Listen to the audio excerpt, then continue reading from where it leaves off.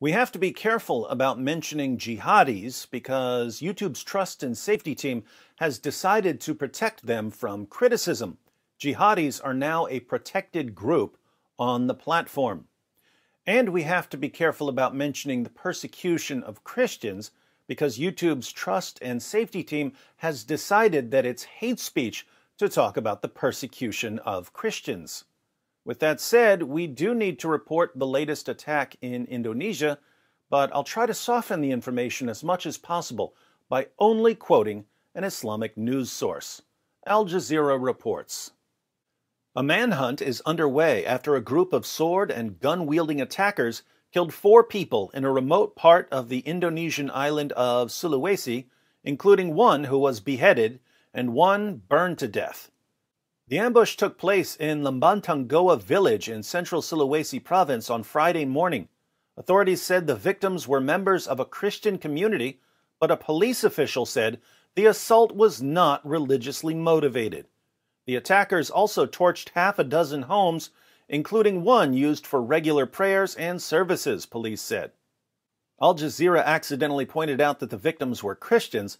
Apparently, Al Jazeera has forgotten that the code word for Christians who are slaughtered in the name of Allah is Easter worshippers. That rule was established in the aftermath of the 2019 Sri Lanka church bombings.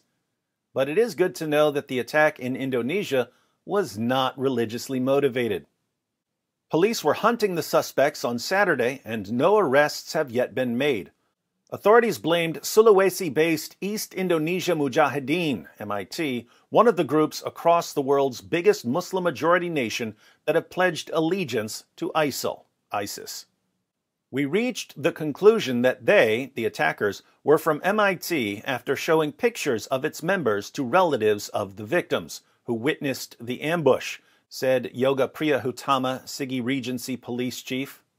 The makeshift church that was attacked was empty at the time of the early morning assault, he added. So, jihadis who had pledged allegiance to ISIS slaughtered Easter worshippers and attacked a church, but the attack was not religiously motivated. These terrorist attacks never are they? People were just in their homes when it happened, Priyahutama said. Lembantongoa village head Rifai, who, like many Indonesians, goes by one name, said one victim was beheaded and another was nearly decapitated.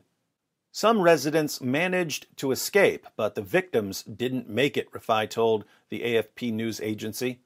One of the other male victims was stabbed, while a 4th was burned to death in his home, he added.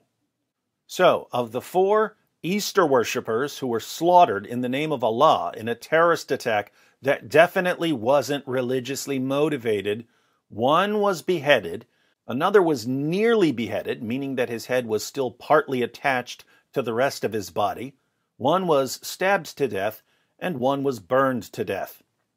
Jihadis may not be good at anything that would improve the world in any way, but when it comes to slaughtering people in lots of different ways, there's no one better. A little more about the victims. The Salvation Army Church in Indonesia said the victims were their members and condemned the violence as an inhuman act. We would like to express our sorrow and condolences to the deceased's families and members of the congregation who were affected, the Salvation Army said in a statement. Well, that's the latest on jihad in Indonesia. To the YouTube trust and safety team member who's watching this video, to make sure it contains absolutely no hate speech, please note that I did everything YouTube has demanded of me. I didn't mention that the terrorists are Muslims. I didn't mention that the victims were Christians. I've conformed totally to the messages you morons and cowards on the trust and safety team sent me, especially the messages informing me that jihadis are a protected group and that anything that might offend them is hate speech.